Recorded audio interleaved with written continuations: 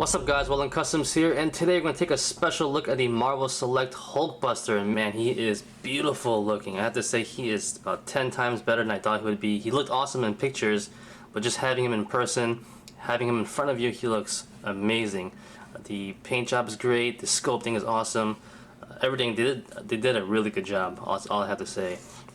I love the colors, for one thing, the nice cherry red, hot red, whatever you want to call it. Just looks awesome on this guy. Very clean, great details overall for what it is. It's the comic book modern version of the Hulkbuster, that is. Just very nice. Now there isn't a lot of details per se because he is only 3 colors. There's red, gold, and a little bit silver here and there.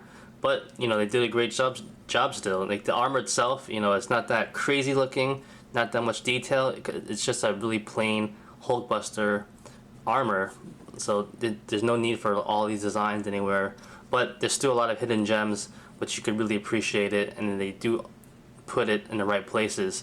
For instance, even the silver, there's not a lot of silver, but they put it in the right places to really accent, really stand out where it should be. Like for instance, the spokes on top, I love how it's this nice silver. It's kind of like a sparkly silver. Also in the joints over here at the hip, great job there to really distinguish the difference of a joint. It would be nice maybe they had it here, but it's fine.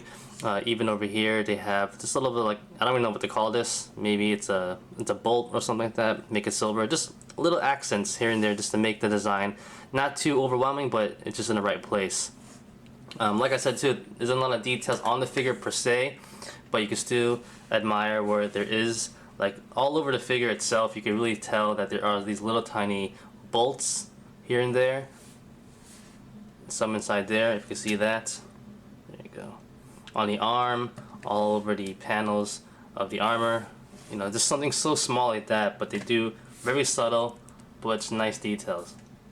Now there isn't a lot to say that I don't like about this, but the one thing I do have to point out is the hands. I do like the fact that there is a fist hand over here, and there is a open hand for shooting repulsor rays, which is fine. I don't mind that. The thing I wish though is that the hand, like the fingers, are too flat in my opinion. I think it looks too flat looking. Maybe a little bit of an arc would have been nice.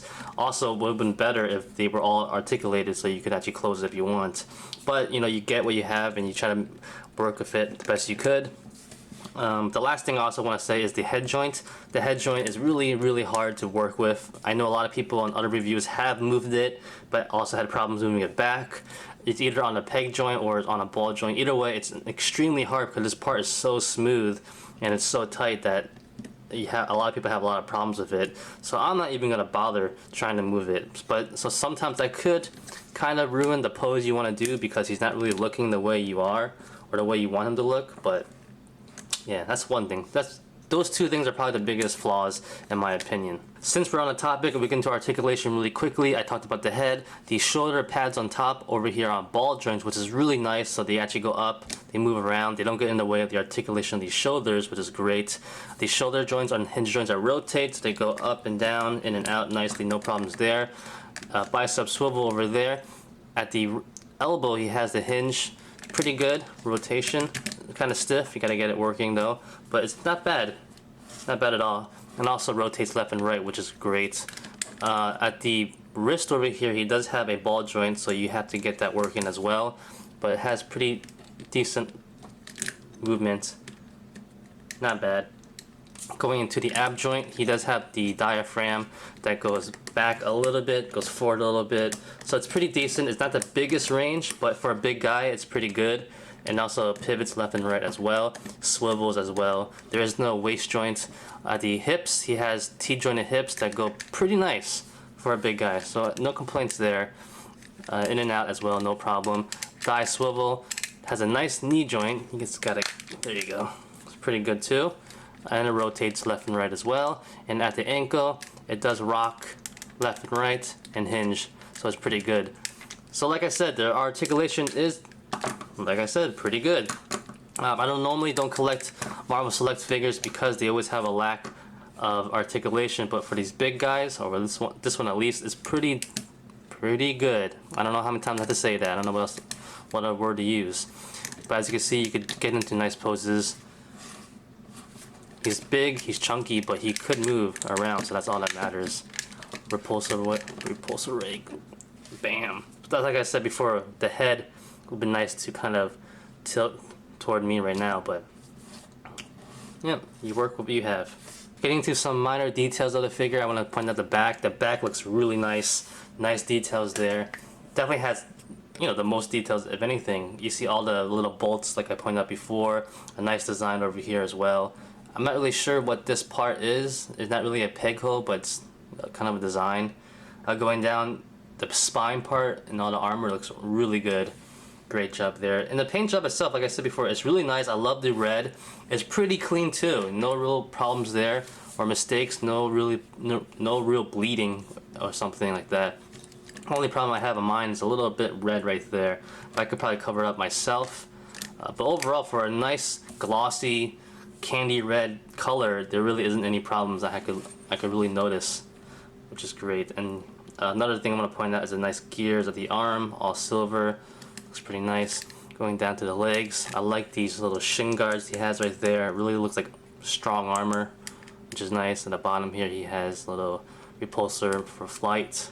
Boom. Size comparison, here is the Hulkbuster with the Toy Biz Marvel Legends Hulkbuster. Now, side by side, you know, these look still great. This is still a great figure, but side by side, man, you start realizing and noticing all the imperfections about this one. Don't get me wrong, for its time, this was a great figure. It still is a great figure, but man, when you look at this one, you can see the comparison. This one has a better ratio to its whole body, proportion-wise. It looks a lot better. This one's a little bit more oldish, cartoonish looking, especially when the Hulkbuster first came out. Maybe like that because he had more of a physique, if you want to say it like that, because you can see he has really small, skinny waist, but his body goes up like a V, like a bodybuilder basically. So yeah, it's different styles basically, but it still is a great figure. For what it is, you know, it still is a great figure. It has nice sculpting, nice articulation, everything. But, you know, this looks a lot better and modern. The paint job is a lot better in this one as well. The only thing I like about this one better is the fact that the head, even though this head doesn't move, you still got that, which is awesome. So I wish they had something like that for this Hulkbuster. Also, he has articulated fingers, which is kind of cool too. Now here is side by side with the Marvel Legends Hulk from Age of Ultron. Now I think this is a great size comparison for both of them. I know the Marvel Select Hulk is pretty big, a lot bigger than this one, so I think for Marvel Legends, this is a great line to have the Hulk side by side. And I don't really mind the size difference, and they're about the same size, which is fine. If he's a little bit bigger, it's fine with me. I know in the movie, he's a lot bigger, and sometimes in the comics too, so, you know, it's no problems here. And here's a size comparison with some of the other 6-inch Marvel Legend figures, so you can see the size that this Hulkbuster brings. Here he is next to a 6-inch Iron Man. I was trying to look through the rest of my Iron Man figures, try to find a red that actually matches this really nice cherry-looking hot red, but I really don't have one. But it's fine because all the Iron Man armors all have different kinds of reds and variations of red, so trying to match one up isn't the biggest problem in the world because they're all different armors anyway. And for a last size comparison, here he is with some of the other figures from different lines. Over here in the back, we have the Marvel Select Juggernaut, which a lot of people wish he was a little bit around the same size as him. I don't, because this is a huge figure, which is cool, but he sucks when it comes to articulation and posing him. I much rather appreciate the fact that they made him smaller. They focus on all the joints actually being functional, which is nice. So I like the size the way he is right now. And here's the rest of the figures. Got Batman. If you haven't checked out my review on him, go check it out in the other videos I have. But that's about it, guys. So it's a great figure. Definitely happy to finally have him. He's beautiful looking. Looks great in your collection. And that's about it, guys. Thank you for watching. Like always, comment, criticize, subscribe. Do whatever you want to pay attention. Follow me on Facebook, Twitter, and Instagram. Go to wildandcustoms.com. If you liked the video, get a thumbs up. Peace.